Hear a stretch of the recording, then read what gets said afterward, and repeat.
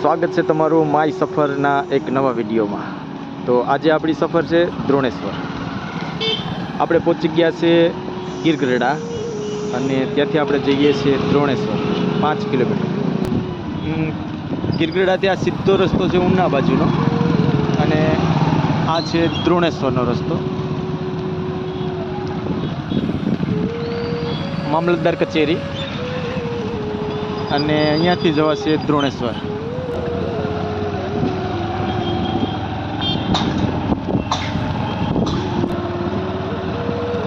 આ ગીરગઢડાથી દ્રોણેશ્વરનો રસ્તો છે અને બંને બાજુ મકાનો આવેલા છે।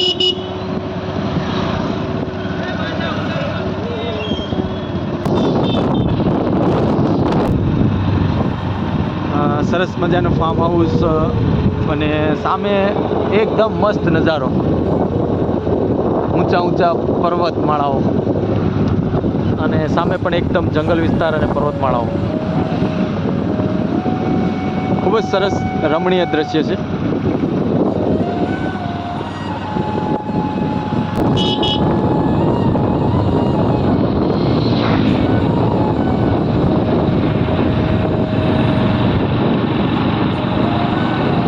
સુંદર સુંદર પર્વતમાળાઓ અને આ જે પર્વતમાળા છે ને એ પશ્ચિમ બૃહદ ગીર કહેવાય છે। આપણે આગલા વિડીયોમાં એક સ્થળની મુલાકાત પણ લેશું જે પૌરાણિક અને ઐતિહાસિક છે અને એ સ્થળે આપણે જઈશું। હાલ આપણે દ્રોણેશ્વર ગીરગઢડાથી 5 કિલોમીટર થાય અને દ્રોણેશ્વર દ્રોણ ગામ આવે છે અને પછી દ્રોણેશ્વર સ્થળ આવે છે। એ જગ્યાનું મહત્ત્વ પણ છે, આપણે ત્યાં જઈ અને જગ્યા વિશે જાણશું।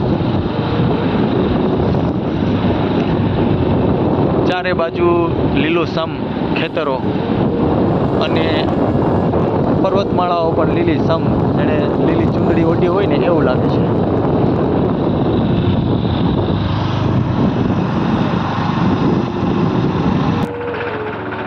આ પર્વતની અંદર ગામડું છે દ્રોણ ગામ। આ દ્રોણ ગામ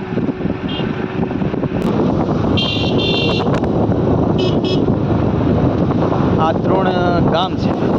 આપણે દ્રોણ ગામમાંથી પસાર થઈએ છીએ।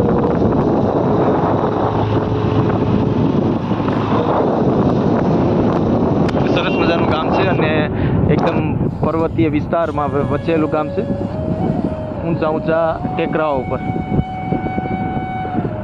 સુંદર મજાનું ગામ।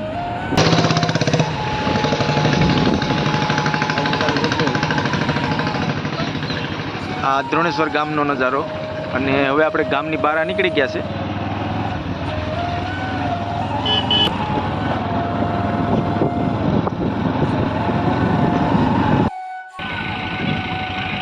દ્રોણેશ્વર મંદિર અને કોદિયા, આ દ્રોણેશ્વર મંદિરનો રસ્તો છે અને આ કોદિયા જવાય। આપણે જવાનું છે દ્રોણેશ્વર મંદિર તરફ, તો ચાલો આપણે નીકળીએ દ્રોણેશ્વર મંદિર। આ છે મોડલ ફાર્મ, અહીંયા સ્વિમિંગ પુલની અને બધી જ વ્યવસ્થા છે। સરસ લોકેશનવાળી જગ્યા છે, ફેમિલી સાથે આવવાવાળી જગ્યા છે અને સામે દેખાય છે ને એકદમ રાજમહેલ ટાઈપ એ ગુરુકુલ છે, સ્વામિનારાયણ સંપ્રદાય ભૂતળા બાપાની જગ્યા અને આ છે Droneshwar Mahadev pickup stand. Droneshwar Mahadev pickup stand અને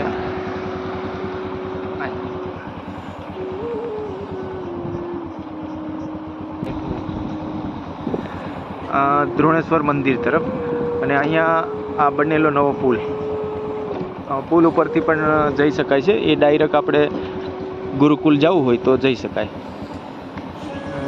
આ નદી છે અને સુંદર મજાનો ધોધ, એકદમ મસ્ત। દ્રોણેશ્વર મંદિરનો નજારો છે, આ નદી છે, આ છે ધોધનો નજારો। દ્રોણેશ્વરનો જે ધોધ કહેવાય છે ને એ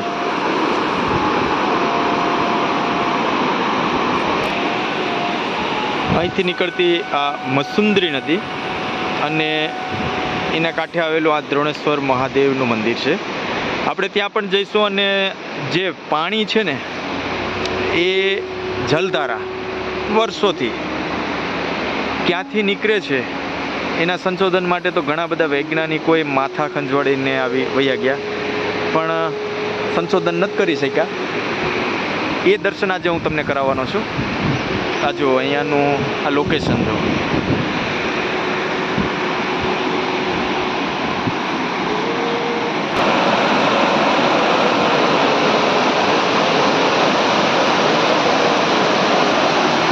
પાણીનો ખડખડાટ અવાજ અને સામે ધોધ પડે છે. કેટલું મસ્ત અને સુંદર દ્રશ્ય છે. મીઠા મીઠા ડોડા, રમકડા નાના છોકરાઓને લેવા માટે.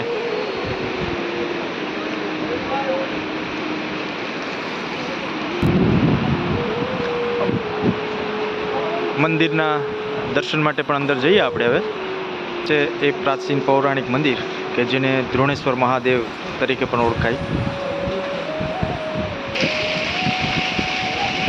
હમણાં આપણે મંદિરના ગર્ભગૃહની અંદર ના જે દર્શન છે એ દર્શન કરીશું.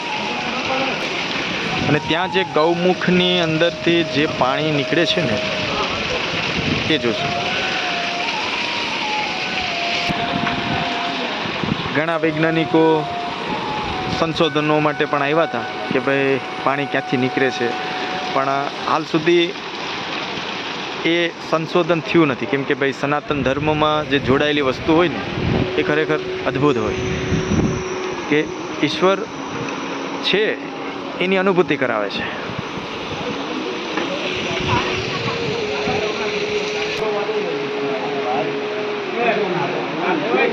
બહારથી દર્શનાર્થીઓ પણ આવે છે.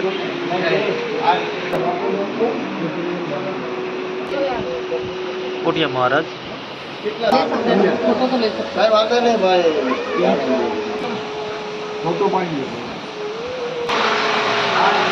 આ છે શિવલિંગ અને જે ગૌમુખમાંથી પાણી નીકળે છે ને એ જગ્યા.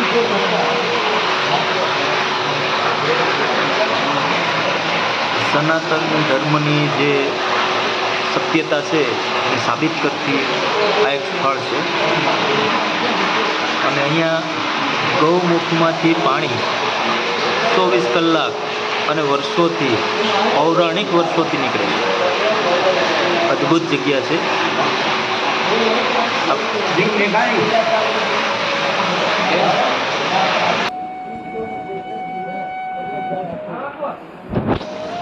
જે ગૌમુખમાંથી પાણી નીકળે છે અહીંયા કુંડમાં આવે છે.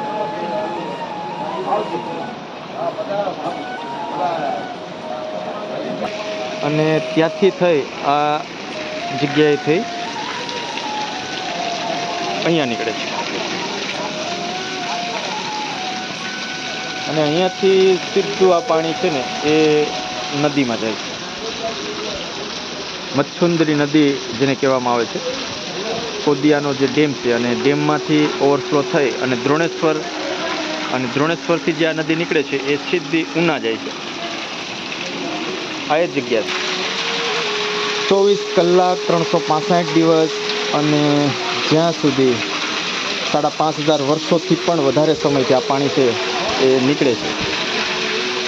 હજી સુધી વૈજ્ઞાનિકો પણ સંશોધન કરી નથી શક્યા કે પાણી ભાઈ ક્યાંથી નીકળે છે.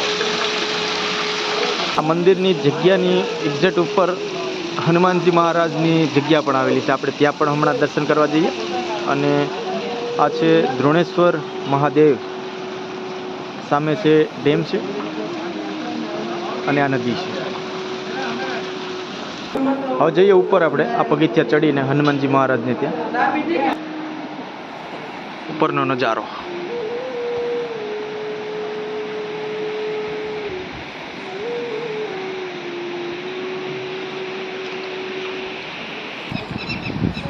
શ્રી હનુમાનજી મહારાજની જગ્યા.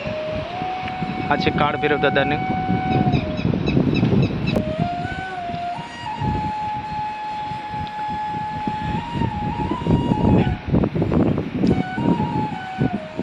આ દ્રોણેશ્વર આશ્રમના ઉપરનો નજારો છે. બહુ મોટી વિશાળ જગ્યા છે.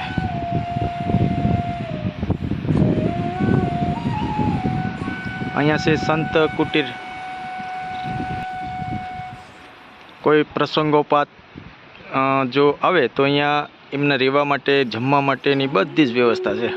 આટલું મોટું ગ્રાઉન્ડ છે. આ ગેટ છે અંદર પ્રવેશ કરવા માટેનો આશ્રમની અંદર.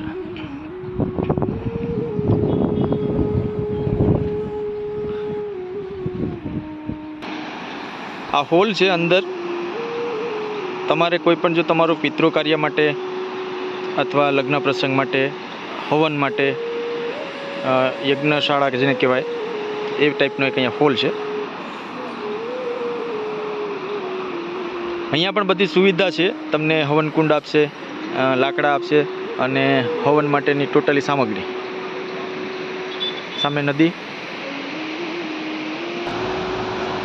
આપણે હવે ઉપર જઈએ અને ધોધનો ઉપરનો નજારો, આ જે પુલ છે અને પુલની ઉપરથી આપણે જે પાણીના ધોધ પડે છે ને, જે એમનો નજારો જોવા જઈએ. અને પછી જઈએ સામે જે રાજમહેલ જેવું દેખાય છે ને, એ ગુરુકુલ છે, સ્વામિનારાયણ ગુરુકુલ. એમને પછી આપણે જોશું, બહારથી નજારો જોઈ લેશું. હવે ઉપર જઈએ રોડ ઉપર અને ત્યાંથી આશ્રમે જોઈએ.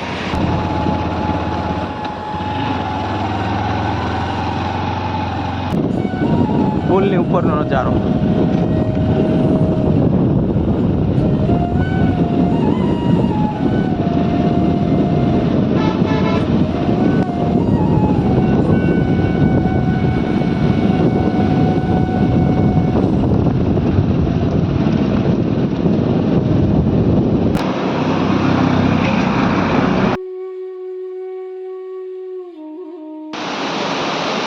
આ નદી ઉપરનો જે બીજો પુલ છે, નવો પુલ બનેલો, એમની ઉપરનું દ્રશ્ય છે. આ દ્રોણેશ્વર મંદિર છે, આશ્રમ છે. અહીંયા છે આ ધોધ, જે ડેમની ઉપરથી પાણી ઓવરફ્લો થાય અને જે નીચે પડે ને, એટલું મસ્ત દ્રશ્ય આવે છે.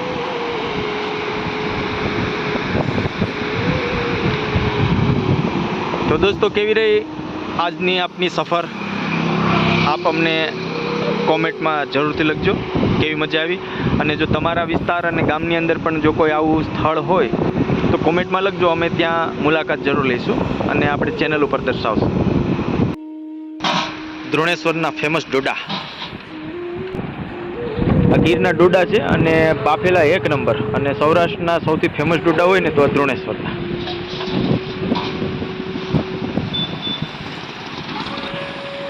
અહીંયા મંદિરે આવો ને તો તમને ડોડા ખાવા જરૂરથી મળશે.